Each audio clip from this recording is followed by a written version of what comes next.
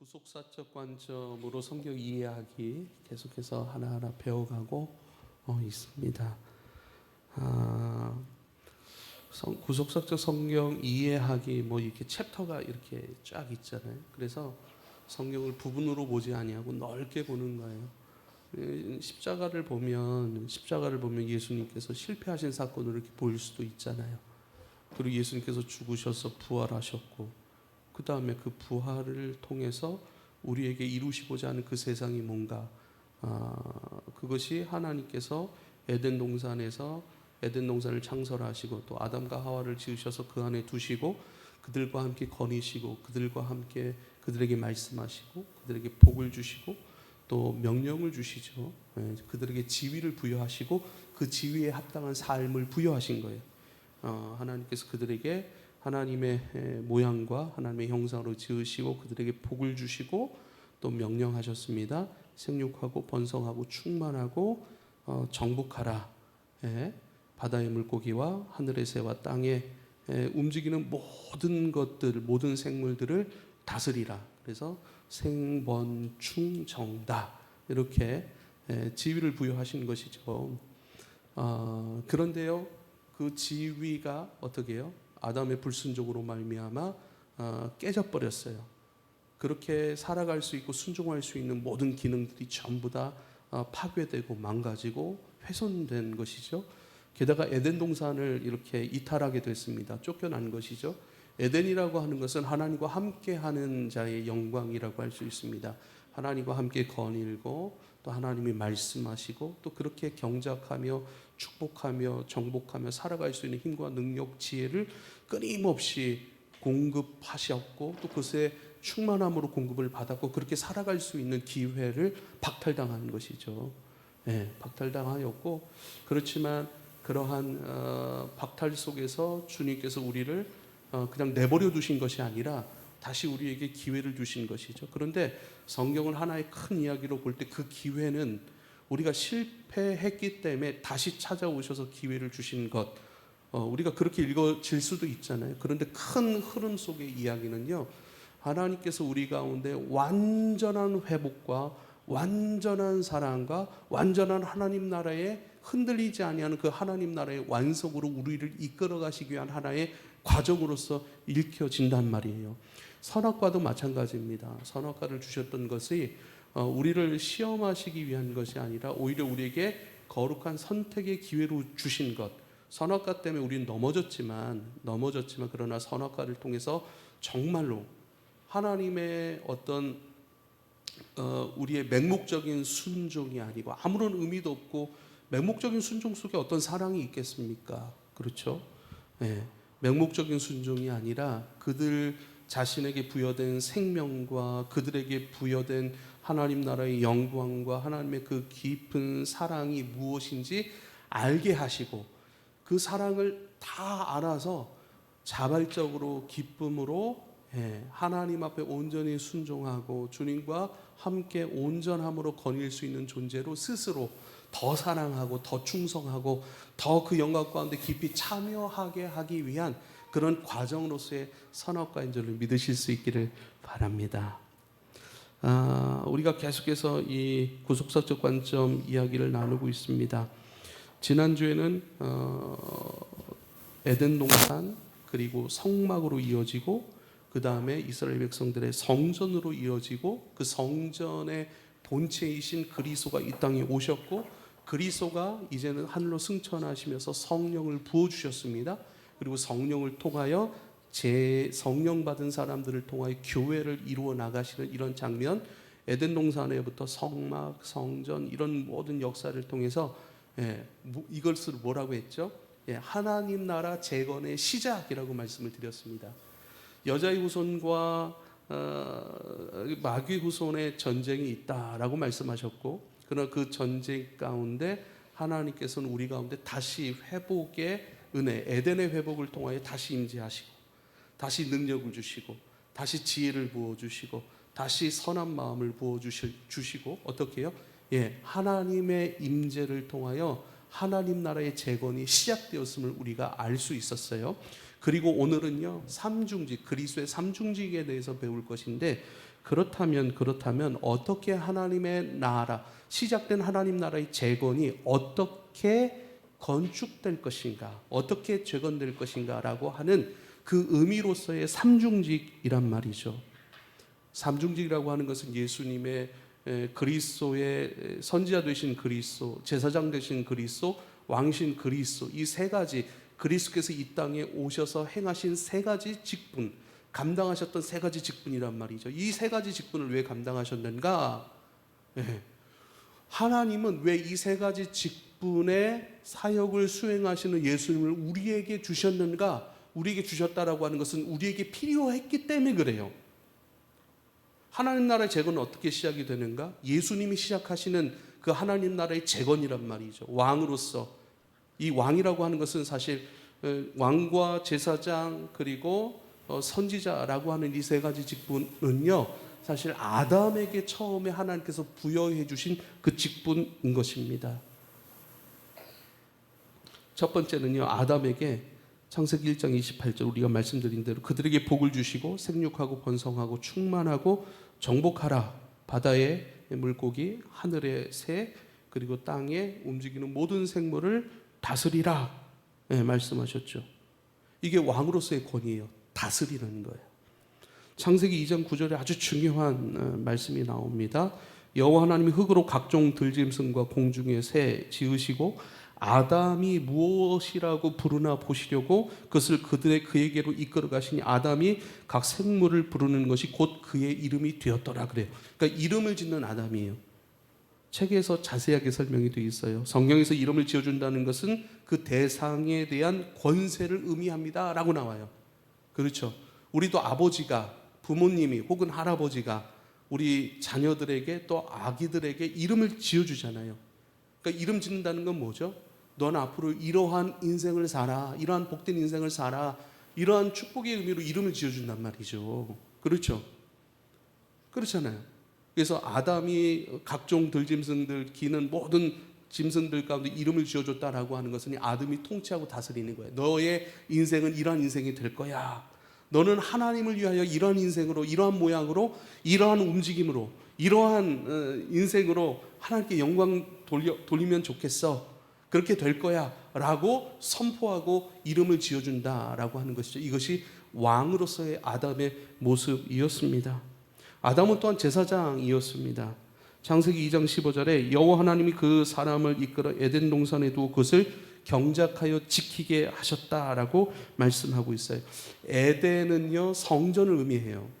왜냐하면요, 하나님이 임재하시는 곳이었고 하나님이 거니시는 곳이었어요. 그러니까 중요한 것은요, 성전의 개념의 가장 중요한 포인트는 하나님의 임재예요.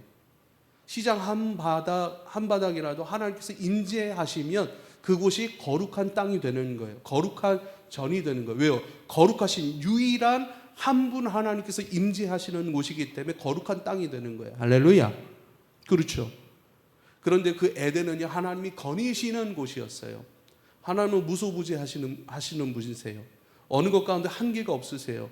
지금도 어디 계시는 줄 모르지만 어딘가에 계셨어요. 그러나 에덴이라고 하는 시간과 공간의 한계 안에 스스로를 임재하신 거예요. 그래서 그곳이 거룩한 곳이 되게 하셨고 그 거룩한 곳을 경작하도록 아담에게 허락하셨으니 하나님께서 거하시는 그 거룩한 곳, 그 거룩한 성전을 관리하고 지키고 또 그것이 거룩한 곳으로 하나님 앞에 온전한 예배가 되도록 그것을 유지하고 그 일을 감당했던 사람이 아담이라. 그래서 아담에게 주어진 직분이 제사장이었던 것을 기억할 수 있길 바랍니다. 아담은 또한 선지자였습니다. 창세기 2장 16절 17절 이렇게 말씀하세요. 여호와 하나님이 그 사람에게 명하여 이르되 동산 각종 나무의 열매는 너가 임의로 먹되 선악을 알게 하는 나무의 열매는 먹지 말라. 내가 먹는 날에는 반드시 죽으리라. 지금 하나님께서 아담에게 직접 말씀하신 장면이고 직접 명령으로 주신 거예요.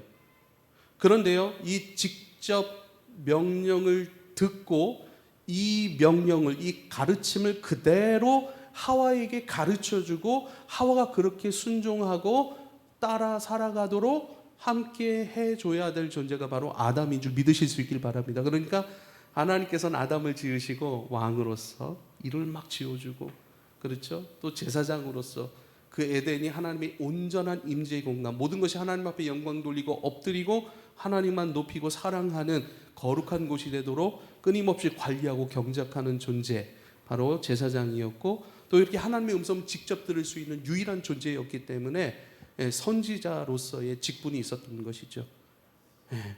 하와는요, 하나님으로부터 직접 음성을 듣지 못합니다. 전부 다 아담이 듣고요, 아담으로부터 배워야 했어요. 아담은 하와를 가르쳐야 했어요. 그래서 마귀가 이거 정령 하나님이 먹지 말라고 했더냐라고 얘기할 때, 아담 그때 온전한 대답을 하지 못했어요.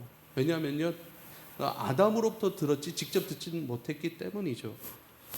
그래서요, 여러분, 이 왕 다스리고 또 제사장, 그 중보자의 역할, 그 기쁨의 땅이 되도록 온전한 하나님의 소유된 거룩한 곳이 되도록 유지해가는 그런 역할, 그리고 하나님의 음성을 듣고 또 하나님의 음성 안에서 순종하고 또 순종할 수 있도록 가르치는 의무가 바로 아담에게 있었던 것을 우리가 꼭 기억해야 됩니다.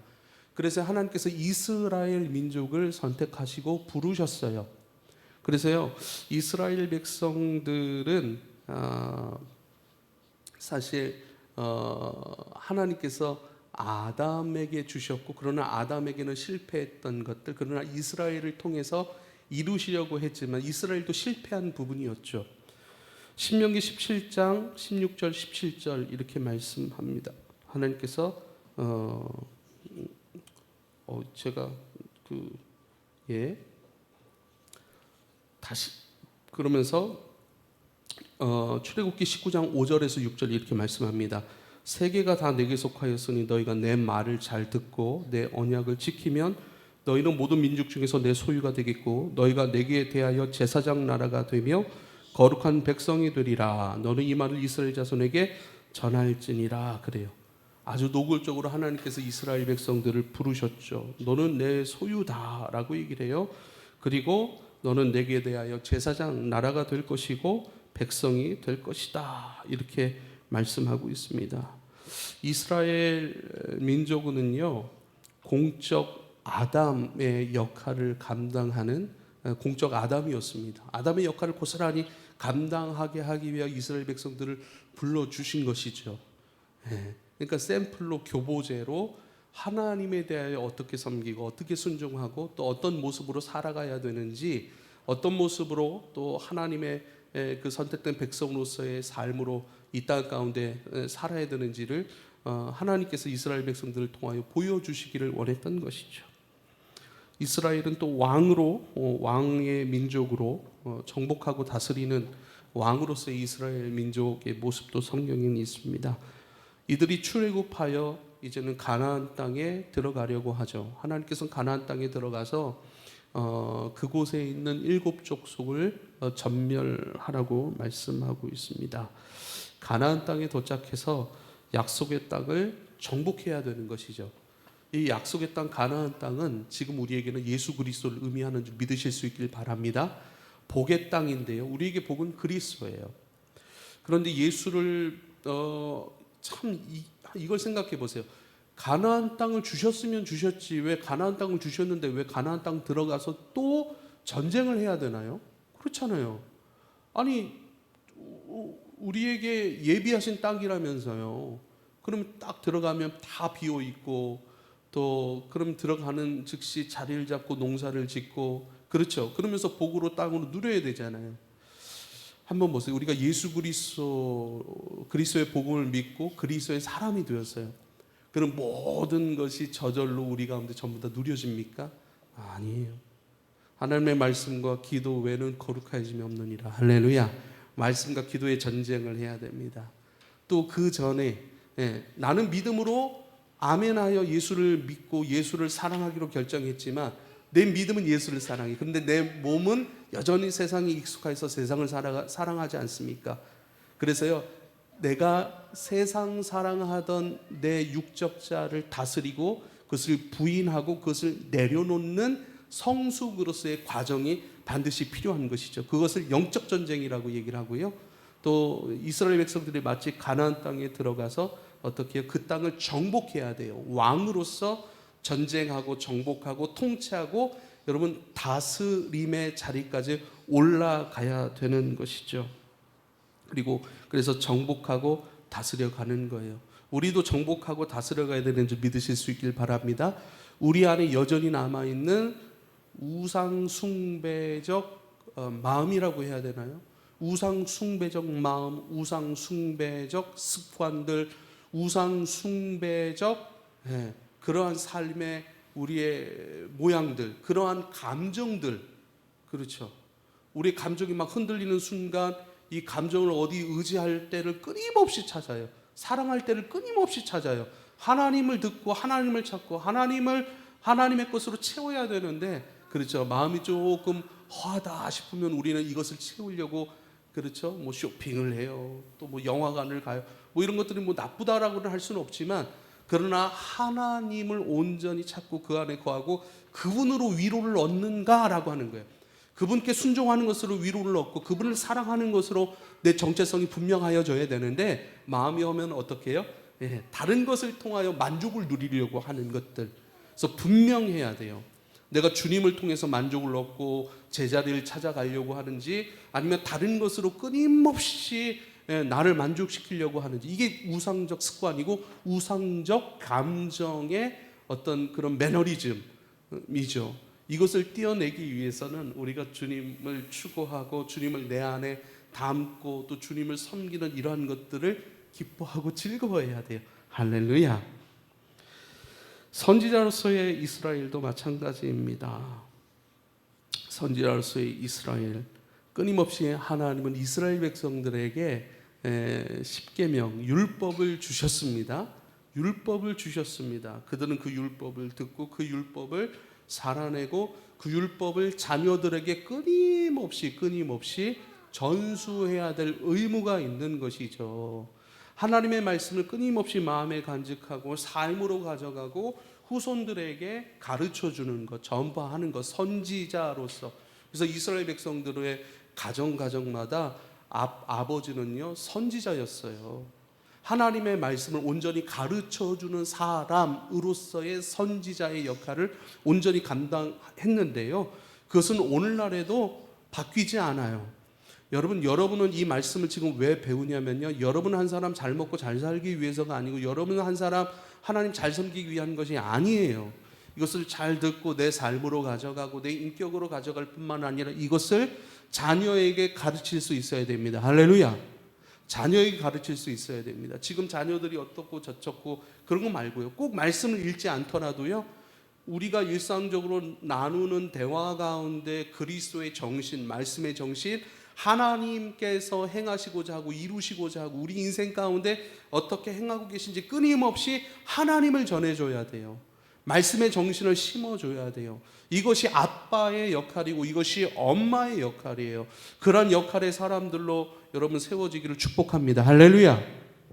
끊임없이 내가 성경을 읽는 것은요, 성경을 배우는 것은요, 성경의 정신, 성경이 말씀하는 것들, 몇 장 몇 절 뭐 이런 지식적인 차원이 아니라 성경에 익숙해지면요, 나오는 말마다 전부 다 그리스도의 정신의 것들이 나와요. 사랑이 나와요. 정의와 공평에 대한 고민들이 나와요. 너 한 사람이 하나님 앞에 온전히 예배하고 하나님의 사람으로 이 땅 가운데 어떤 역할을 해내는 사람으로 자라가야 되는지 끊임없이 그것으로 권면합니다. 할렐루야. 물론 직접적인 성경의 가르침도 하실 수 있으면 하셔야 돼요. 그리고 하실 수 있어요. 문자로 주셨잖아요. 성경을 문자로 주셨다라고 하는 것은요, 문자를 아는 모든 사람이 전부 다 이해할 수 있고 지식으로 가져갈 수 있다는 뜻이고요, 이해하고 지식으로 가져간다는 것은요, 전수할 수 있게 하신 하나님의 특별한 은혜인 줄 믿으실 수 있길 바랍니다. 듣는 것으로 멈추는 것이 아니라 이것을 기록하여서 우리 가운데 펼쳐주신 것은 이것을 가르치라고 말씀하신 거예요. 그래서 성경 가르치는 것을 너무 멀리만 두지 마세요. 다 가르칠 수 있어요. 다 가르칠 수 있어요. 단 건강한 가르침을 받으십시오. 교회에 주일 성수하십시오. 말씀을 잘 들으십시오. 수요일날 금요일날 이 건강한 강대상에서 선포되어지는 하나님의 말씀 귀 기울이고요, 이것만 내 삶으로 제가 만약에 오늘 5가지 말씀을 했어요. 5가지 다 이해하지 못하더라도 한 가지만 내가 가져온다. 일주일에 예배가 적어도 3번 드려집니다. 그렇죠? 그 속에서 일주일에 3가지씩 내 가운데 받고 그것을 정리해 간다면 우리가 얼마나 많은 예배를 드리는데요. 여러분, 말씀을 가르칠 수 있어야 여러분 진짜 아빠고 진짜 엄마입니다. 축복합니다. 여러분, 교회 안에서 말씀을 가르칠 수 있는 사람이 되십시오. 우리가 성경을 오해했다. 이 보조 교재를 가지고 또 이렇게 말씀을 나누는데, 이것을 듣고 차례차례 이렇게 좀 정리를 해 가시면 참 좋을 것 같아요. 나중에 또 이것에 대해서 좀 말씀을 드리겠습니다. 그런데요, 신명기 17장 16절로 17절, 그는 병마를 많이 두지 말 것이요 병마를 많이 얻으려고 그 백성을 애굽으로 돌아가게 하지 말 것이니 이는 여호와께서 너희에게 이르시기를 너희가 이후에는 그 길로 다시 돌아가지 말 것이라 하셨으며, 그에게 아내를 많이 두고 그의 마음이 미혹되게 하지 말 것이고 자기를 위하여 은금을 많이 쌓지 말 것이라, 이렇게 말씀하십니다. 늘 하나님의 말씀을 마음에 간직해야 되는데, 세상적인 것, 그렇죠? 권세적인 것, 또 이생의 자랑, 안목의 정욕, 육체의 정욕적인 것들, 그러니까 솔로몬도 마찬가지. 솔로몬의 똑같은 말씀을 하시거든요.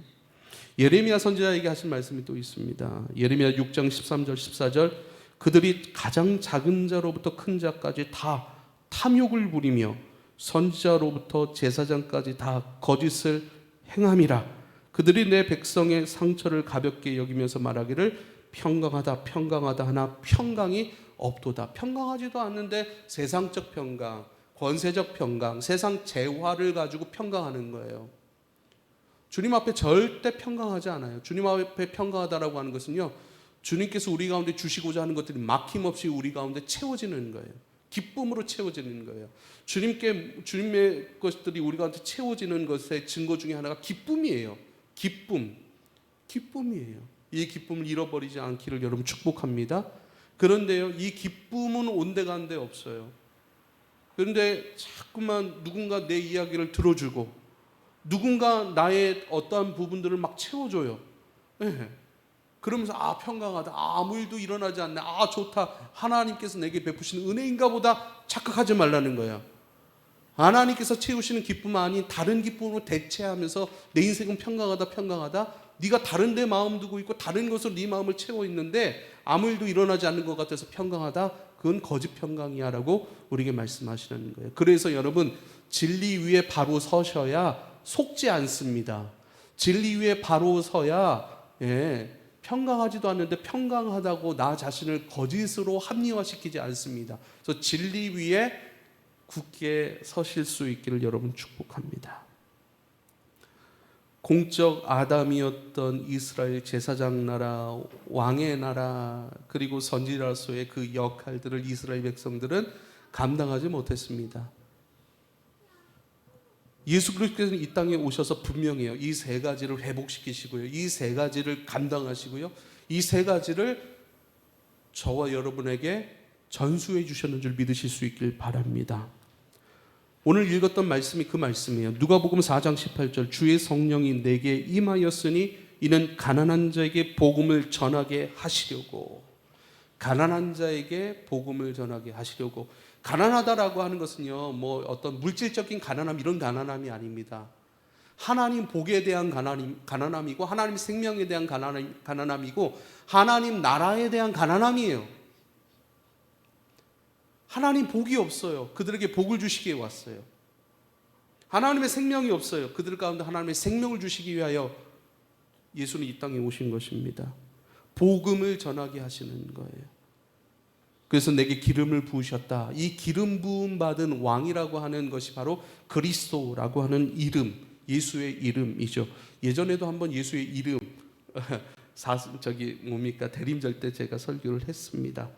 내게 기름을 부으시고 나를 보내서 포로된 자에게 자유를, 눈먼 자에게 다시 보게 함을 전파하며 눌린 자를 자유롭게 하고, 그래요. 선지자로서의 예수입니다.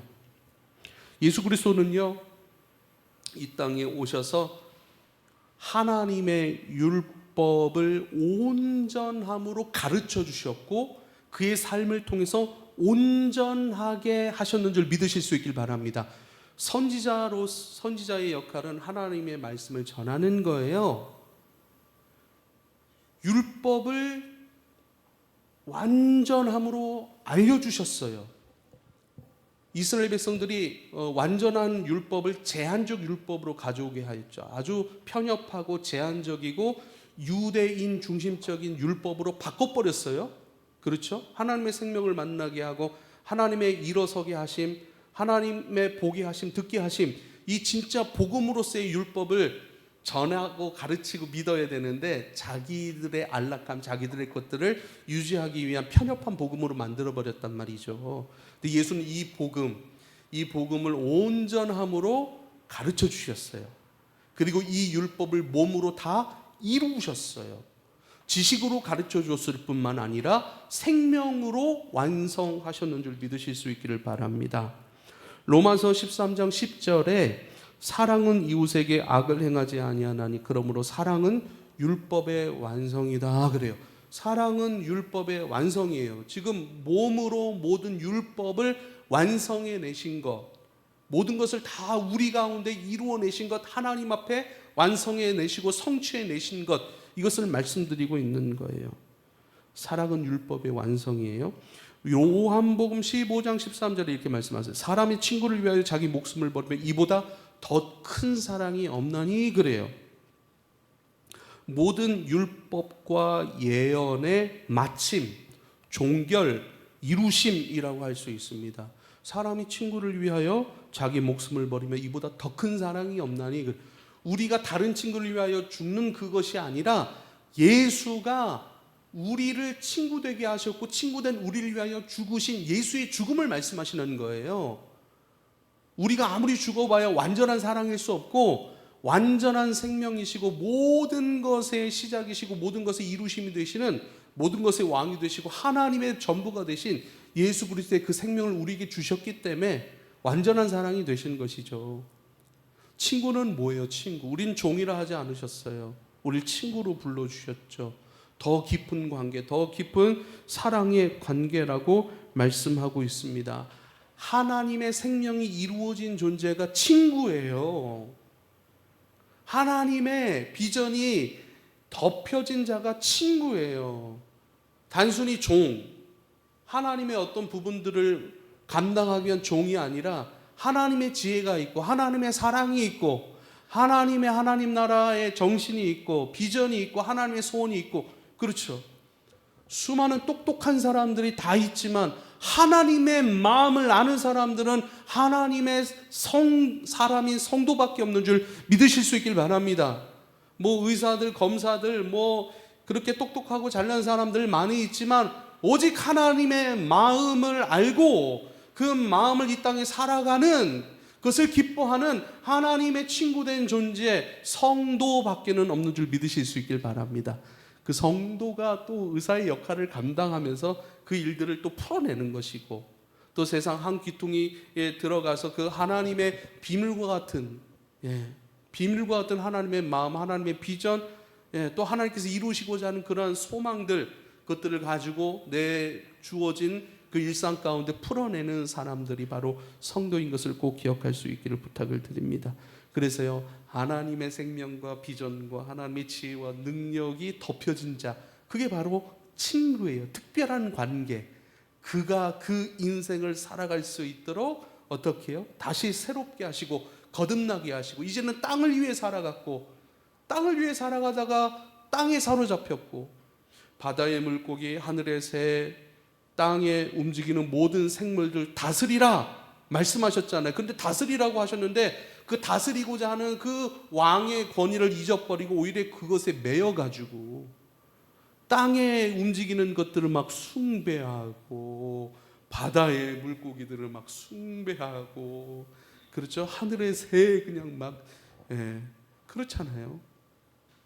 뿐만 아니라 그것은 세상을 의미하지 않습니까? 세상에 막 매여가지고 왕의 권위를 잊어버리고 노예로 살아가고 질질 끌려다니고, 내가 결정할 수 있어야 돼요. 내가 내 마음이잖아요. 그럼 내 마음이 끊어낼 것을 끊어낼 수 있어야 되고, 내가 내 마음을 정돈할 수 있는 것들을 정돈할 수 있어야 내가 내 마음의 주인 아니겠어요? 내 마음인데 내 마음대로 못해요? 그러면 여러분 돌아보실 수 있길 바랍니다. 종으로 살고 있고 매여 있다라고 하는 증거일 수 있습니다. 그래서 우리는 우리 마음이 원하는 것을 할 수 있어야 돼요. 예배하고 싶습니다. 그럼 예배할 수 있어야 돼요. 할렐루야. 예배하고 싶은데 잠이 많아가지고 예배를 못해요. 예배하고 싶은데 시간이 없어서 못합니다. 시간의 종이 돼버리는 거예요. 내 시간이죠. 내가 살아가는 내 시간이니까 스케줄을 맞추는 거예요. 예배를 중심으로 해서 스케줄을 맞춰가는 거예요. 근데 이 일도 해야 되고 저 일도 해야 되고 이 사람도 만나야 되고 저 사람도 만나야 되고 이것도 해야 되고 저것도 해야 되니까 예배가 늘 못 드리는 거예요. 시간에 매여서 쫓겨 살아가는 것이죠. 우리는 결정할 수 있습니다. 그리고 예배를 중심으로 하나님 중심으로 우리가 스케줄을 짜고 하나님 중심으로 재정을 관리하고 이런 모든 결정 속에서 왕이에요. 왕. 왜? 내가 왕으로 살지 않는데 왕의 복이 우리 가운데, 왕의 질서가 우리 가운데, 왕은 뭐예요? 모든 것이 엎드리는 거예요. 그런 일 없어요. 내가 왕으로 살지도 않는데요. 나는 하나님께서 불러내신 왕 같은 제사장인 줄 믿으실 수 있기를 바랍니다. 그래서요, 여러분, 선지자로서의 예수 그리스도 안에서 저와 여러분도 이 선지자적인 역할을 감당할 수 있는 줄 믿으실 수 있길 바랍니다. 고린도후서 3장 3절입니다. 이 한글 번역으로 제가 한글이 더 좋아요. 이 말씀은 너희는 우리로 말미암아 나타난 그리스도의 편지니 이는 먹으로 쓴 것이 아니요 오직 살아계신 하나님의 영으로 한 것이며 또 돌비에 쓴 것이 아니요 오직 육의 신비에 한 것이라 그래요. 돌비, 돌의 비석에 새겨진 말씀이 뭐예요? 이스라엘 백성들이 시내산에서 어떻게 해요? 선지자로서의 역할, 그 율법이 새겨진 그 돌판을 받았잖아요. 이제는 돌판에 새겨진 율법을 너희들이 받은 것이 아니라 성령께서 직접 너희 신비, 마음의 비석, 마음판에다가 성령께서 직접 하늘의 율법, 하늘의 비전, 하나님의 뜻과 소망을 너희 마음판에 새겨내실 거야. 할렐루야. 하나님이 우리에게 말씀하십니다. 하나님이 우리의 생각과 마음을 주관하시고 그 가운데 어떻게 살아야 될지 적어주시고 깨닫게 하시고 알게 하시고 사랑하게 하시고 소망하게 하시고 그렇게 우리를 이끌어 가시는 줄 믿으실 수 있길 바랍니다. 할렐루야. 이것이 바로 성도가 회복한 아담의 지위, 바로 선지자로서의 성도의 삶. 그럼 우리가 선지자냐? 성경에 나오는 선지자는 아니죠. 그러나 선지자일 필요도 없어요. 그리고 지금 이단 시비에 내가 또 선지자다. 하나님의 말씀을 또 다이렉트로 받는다 그래가지고 내가 선지자다 이래가지고 문제를 이렇게 복잡하게 신학적인 문제를 우린 선지자 아니에요. 그리고 선지자일 필요도 없어요. 우린 성도예요. 성령이 그 마음판에 끊임없이 말씀하시고 격려하시고 위로하시고 우리 가운데 분명한 길로 이끌어주시는 그 역사, 성도. 선지자일 필요는 없지만 여러분 선지자적인 역할을 감당하고 선지자적 삶을 살아가고, 선지자는 어떤 역할이죠? 하나님께 음성을 듣고 이스라엘 백성들에게 그걸 선포하잖아요. 우리도 똑같아요. 우리 가운데 주신 말씀들로 선포하고 축복하고 그것으로 기뻐하고 또 그것으로 가르치고 그것으로 때론 교정해주고 권면해주고 이끌어주고 또 그 말씀 앞에 또한 내 자신이 엎드려지고 끊임없이 그 말씀으로 빚어지는, 여러분 마음 가운데 하나님의 말씀으로 이끌어내시고 들려주시고 살아가게 하시는 하나님의 선지자 된 사람들, 백성인 것을 꼭 기억할 수 있기를 부탁을 드립니다. 그리스도는 왕으로 이 땅에 오셨습니다. 하나님의 주권으로 저와 여러분을 다스리십니다. 한번 보세요. 하나님의 사랑을 가지고 어떻게 해요? 우리를 다스리세요. 이게 뭐예요? 십자가로 다스리시는 거예요. 그럼 뭐죠? 하나님의 사랑으로 우리를 다스려요. 이게 십자가로. 우리의 죄를 전부 다 가져가시는 거예요. 없게 하시는 거예요. 깨끗하게 하시는 거예요. 하나님의 나라 그 완성으로 우리를 또 다스리세요. 그게 뭐죠? 부활 생명으로 살아가게 하시는 은혜인 줄 믿으실 수 있길 바랍니다. 그래서 예수님의 십자가와 부활하심, 이 모든 것이 왕적 권위로서 우리를 다스리시고 우리를 축복하시고 우리를 살리시고 우리를 힘있게 통치하고 다스리시기 위한 하나님께서 다 거머쥐신 거예요. 예수님께서 왜 십자가 지셨어요? 우리의 죄를 도말하시기 위해, 우리의 죄를 컨트롤하시기 위해, 우리의 죄를 용서하시기 위해. 주님 왜 부활을 성취하셨어요? 부활 생명으로 우리를 통치하고 다스리시기 위해. 이게 예수 그리스도의 영적 권위, 왕이신 예수 그리스도의 영적 권위 가운데 순종하는 거예요. 할렐루야. 그분을 우리 최고의 권위자, 최고의 왕으로 모시는 거예요. 그분이 왕이시기 때문에 우리를 용서하셨으면 우린 용서받는 거예요.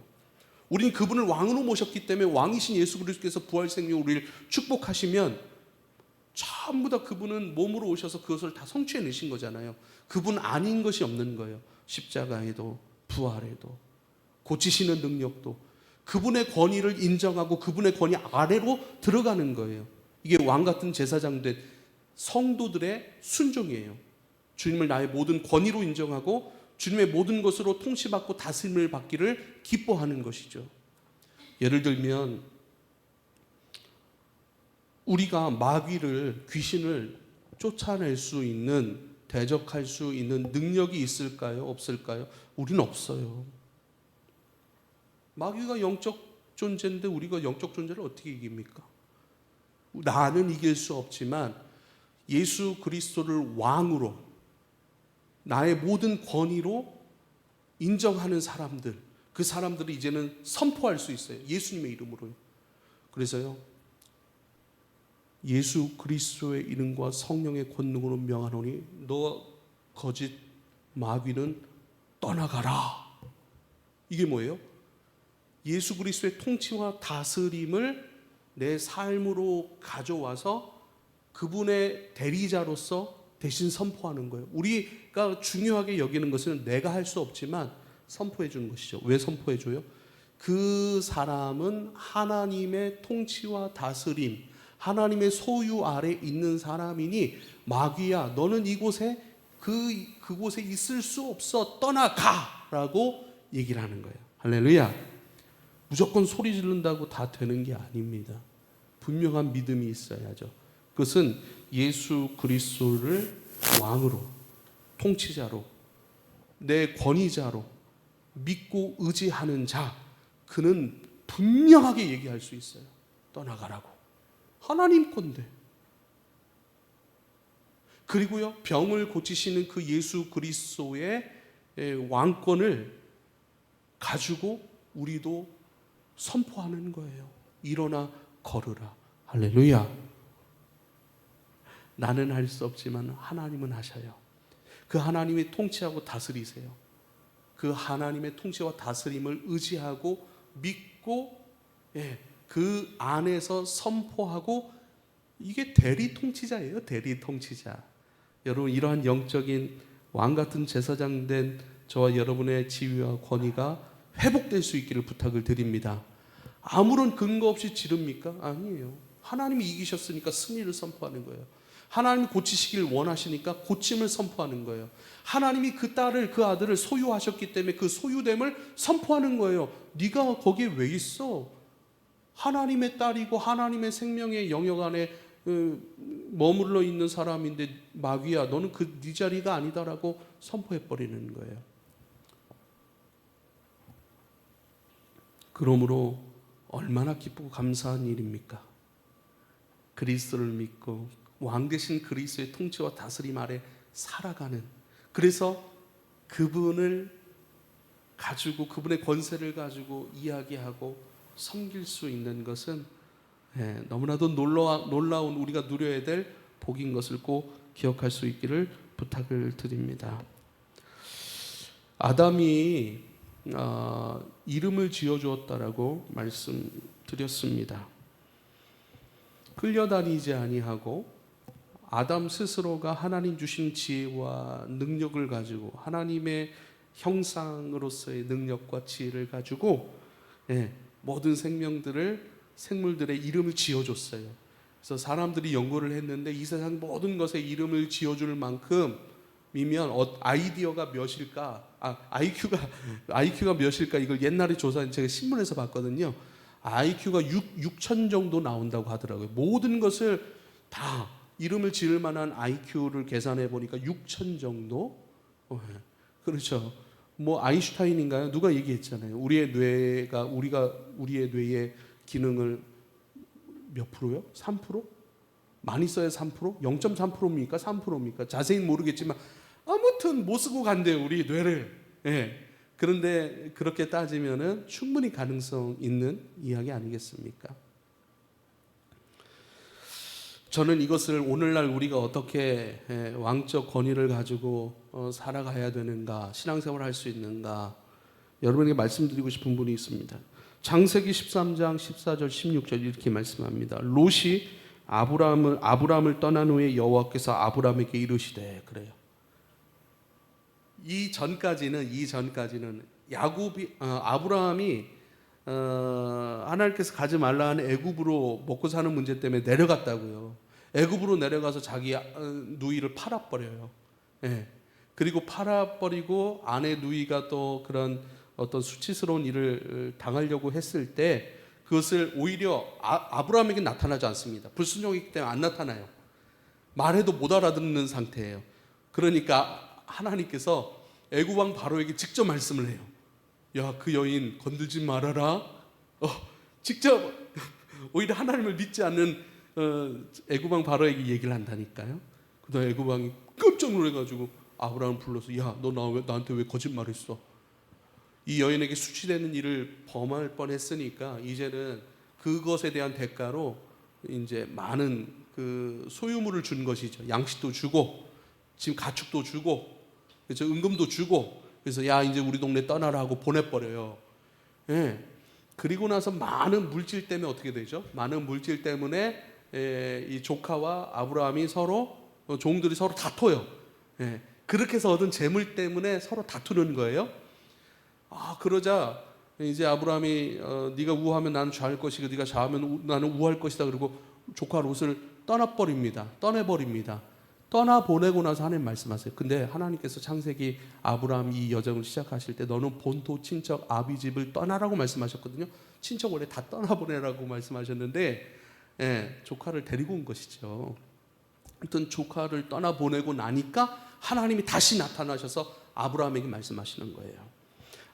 롯이 아브라함을 떠난 후에 여호와께서 아브라함에게 말씀하시되 너는 눈을 들어 너 있는 곳에서 북쪽과 남쪽 그리고 동쪽과 서쪽을 바라보라. 보이는 땅을 내가 너와 내 자손에게 주리니 영원히 이르리라. 내가 너의 자손의 땅에 티끌 같게 하리니 사람이 땅의 티끌을 능히 셀 수 있을진데 내 자손도 세리라. 그래요. 그러니까 아브라함에게 다시 비전을 보여주시는 것이죠. 그리고 이렇게 말씀하세요. 창세기 13장 17절에 너는 일어나 그 땅을 종과 횡으로 두루 다녀보라. 내가 그것을 너에게 주리라. 다녀봐. 걸어가래요. 네가 걷는 모든 땅 다녀보라. 그 모든 땅을 내가 너에게 주리라. 자, 주시는 분은 하나님이에요. 그 땅을 허락해 주시는 분은 하나님이에요. 그럼 아브라함은 왜 종과 횡으로 어떻게 돌아봅니까? 하나님이 다녀보라고 했으니까, 약속을 주셨으니까 그 약속을 가지고 다녀보는 거예요. 하나님 주신다는 약속을 가지고 다녀보는 거예요. 이 다녀보는 것을 저는 오늘 묵상을 통해서 이름 짓는 거라고 생각을 해요. 하나님 주신대요. 그럼 주신 것 그대로를 가지고 내 소망을 담아서 이름을 지어주는 거예요. 쉽게 말해서 여러분, 제가 주일날에도 그런 말씀을 드렸습니다. 새롭게 봐야 된다라고. 그리고 마지막에 이런 말씀을 드렸어요. 성령께서 행하시는 그 성령의 세상을 볼 줄 알아야 됩니다. 이건 굉장히 중요한 말이거든요. 여러분, 성령께서 만약에 이선희에게 지혜를 주시고 능력을 주시고 이선희에게 사람을 붙여주시고 이선희가 하나님의 지혜와 능력으로 결정하고 이선희가 그 주님 주시는 것들로 주님의 교회를 세워가고 주님의 나라를 세워가는 것들, 이건 성령이 이선희에게 행하시는 일들이에요. 그렇죠? 그 세상을 보고 축복하고 그 세상을 보고 기도로 보는 거예요. 그리고 축복하는 거예요. 여러분, 이거 영업 비밀을 알려드린 거예요. 하나님께서 임집사님을 위해 기도하고자 하는 마음을 주시고 하나님의 지혜와 능력이 임하고 충만함으로 임했던 임집사님을 바라보면서 다녀보는 거예요. 기도로 다녀보는 거예요. 임집사님에게 건강이 임하고 지혜가 임하고 온유와 겸손이 임하고 하나님의 지혜가 임하고 하나님의 깊은 것까지 통달하시는 그 성령의 마음이 임하고, 그럴 때에 임집사님은 어떻게 말하고 어떻게 행동하고 어떻게 사업 가운데 행하고 어떻게 가정 가운데 행하는지 보는 거예요. 할렐루야. 우린 볼 수 있어야 돼요. 볼 수 있어야 돼요. 그렇게 보고 그 바라봄 안에서 오늘 지금 이선희의 인생이 이렇게 되기를 축복합니다. 우리 예찬 간사의 인생이 이렇게 되기를 축복합니다. 여러분의 인생이 이렇게 될 것입니다. 성령께서 이루실 것을 선포합니다. 할렐루야. 이것이 일어나 그 땅을 종과 회고로 두루 다녀보라. 그것을 너에게 줄 것이라. 기도로 다녀보라. 그것을 너에게 허락할 것이다. 이름을 지어라. 내가 이름 짓는 그대로 되리라. 같은 말씀인 것을 꼭 기억할 수 있기를 바랍니다. 이것이 우리에게 주신 왕적 권위예요. 그래서 베드로전서 2장 9절에는 너희는 왕 같은 제사장이라고 말씀하는 거예요. 우리가 주님과 연결되어 있고 주님께 붙어 있고 그 붙어 있음 속에서 끊임없는 공급, 그 공급이 우리가 채워지면 어떤 일이라는 기쁘다고요. 기쁨. 그래서 신앙생활 할 때 기쁨이 없어요. 기쁨이 좀 떨어진 것 같아요. 여러분, 금식을 하든지 여러분 섬김을 하든지 무엇든 그 기쁨을 어떻게든 회복해야 됩니다. 그게 지혜로운 거예요. 우리에게 주신 왕적 권위, 왕같은 제사장, 지금도 이름 짓는 것, 기도함으로 종과 행으로 다녀보는 것, 이러한 놀라운 일들이 저와 여러분 가운데 있기를 축복합니다. 우리는 제사장의 역할도 감당할 수 있는 사람들입니다. 예수 그리스도께서 제사장 역할을 제사장으로 이 땅에 오셔서 우리를 향한, 더 정확히 말하면 우리 안에 있는 죄를 향한 분노, 그것을 죽으시고 고난당하시고 피 흘리시고 희생제물이 되셔서 주님 앞에 드려지시면서 우리를 향한 죄에 대한 그 분노, 하나님의 분노를 누그러뜨리셨어요. 이제는 우리도 세상과 하나님 사이의 중보자 역할, 중보자는 예수 그리스도 한 분뿐입니다. 할렐루야. 그 예수님과 연합되어서 중보적 역할을 감당해낼 수 있는 유일한 존재가 바로 저와 여러분입니다. 중보란 무엇입니까? 한쪽을 대표하지만 한쪽에 치우쳐 있지 않는 거예요. 하나님 편에 있지만 하나님 편에만 머물지 아니하고 세상을 향하여 손 내미는 거예요. 복음을 가지고, 예수를 가지고 손 내미는 존재인 것이죠. 예수님이 이 세상에 중보자로 오신 이유는요, 사람의 대표인 아담에게 다스리고 정복하라고 하셨지만 선악과를 먹고 불순종하여 실패하죠. 그로 말미암아 아담 때문에 세상이 잘 경작되고 하나님의 나라로 에덴이 확장돼야 되는데 그게 실패된 거예요. 오히려 세상에 죄가 들어오고 하나님과의 관계가 망가진 것이죠. 그래서 하나님과 인간 사이에 회복시키고 사단과는 단절시킬 어떤 존재가 필요했는데 그 결과가 예수를 보내신 것입니다. 이것이 중보사역이에요. 모든 사람을 위해, 세상을 위해 벌어진 틈을 막아서고 그들을 대표해서 하나님 앞에 나아가는 거예요. 우리가 왜 전도지 이걸 만들려고 하죠? 전도 용품도 만들고 전도도 하려고 하는 것이죠. 하나님과 그들 사이에 벌어진 틈을 막아서는 거예요. 하나님 편에서는 예수 그리스도의 참 사랑과 진리를 가지고 그들에게 손 내미는 거예요. 그들 편에서는 하나님께로, 여러분, 우리 그 틈새를 막아서서 하나님께로 하나님의 것들이 그들 가운데 보여지고 들려질 수 있도록 하는 그 일들이에요. 여러분, 이 일들 가운데 기도로 참여하실 수 있길 바랍니다. 재정으로도 참여하실 수 있길 바랍니다. 할렐루야. 커피 마시면서 커피도 쿠폰으로 마셨어요. 쿠폰으로. 네. 그래서 야, 이거 견적이 얼마냐? 원래는 3,000개 하려고 그랬어요. 3,000개 하려고 하니까 한 90만 원 정도 되는데 많이 나오네요. 그것도 좀 줄였어요. 더 싸고 좋은 데 찾아가지고 그랬더니 3,000개 했는데 무튼 90만 원 정도 나와서 안 되겠다. 2,000개로 내리자. 그래서 이제 그 커피 마시면서 이거 어떡하죠? 그래서 제가 뭐 직장 다니는 사람들 조금씩 하고 나도 하고 뭐 그래서 좀 하면 될 것 같은데? 예. 그래요? 그러더니 이렇게 일단 진행을 했어요. 뭐 2,000개면 또 많은 개수기 때문에 저 개수가 아닙니다. 예. 중보자로서 기도하고 예물로 또 섬기고 그 틈새를 막아서고, 여러분, 이건 복입니다. 복. 왕, 선지자, 제사자, 예수께서 우리를 위하여 했던 그대로의 모습과 방식 그대로를 가지고 우리도 예수님이 하셨던 그 모습으로 세상을 섬길 수 있는 것이죠. 하나님의 나라는 재건되기 시작했습니다. 어떻게요? 이 왕으로서, 제사장으로서, 선지자로서의 역할을 믿음으로 또 순종으로 감당할 수 있는, 또 감당하기를 기뻐하는 하나님의 사람들, 바로 성도를 통해 구체적으로 재건되고 가는 줄 믿으실 수 있기를 바랍니다. 기도하겠습니다. 아버지여, 감사합니다. 하나님께서 아담을 부르셨고 아담에게 복을 주시고 그 복을 가지고 세상을 축복하고 에덴으로서의 확장을 명령하셨지만 아담은 실패하였습니다.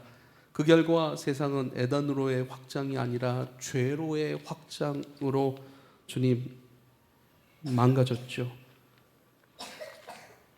이젠 그런 하나님과 인간 사이를 회복시키시고 또 사단과는 단절시킬 예수 그리스도를 보내셨고 그 일들을 이루셨습니다. 이젠 그 이루심의 복을 믿고 감사하며 내 삶으로 가져와 예수님과 같이 왕으로서, 선지자로서, 제사장으로서의 역할을 기쁨으로 감당해내는, 천국을, 하나님 나라를 침노해 가기를 소망하는 하나님의 사람들을 통하여 하나님 구체적인 재건의 시작을 행하여 가시는 줄 믿나이다. 그 재건의 한 귀퉁이, 이 가전리, 이 캠퍼스 앞에서 우리를 불러주셨는데 주님, 너무나도 소중하고 너무나도 주님 우리에게 귀한 이 일들을 기쁨으로, 감사함으로 참여하고 잘 감당할 수 있도록 주님 불러주신 그 은혜 가운데 잘 반응하고 순종할 수 있게 하여 주옵소서. 예수님의 이름으로 기도하옵나이다.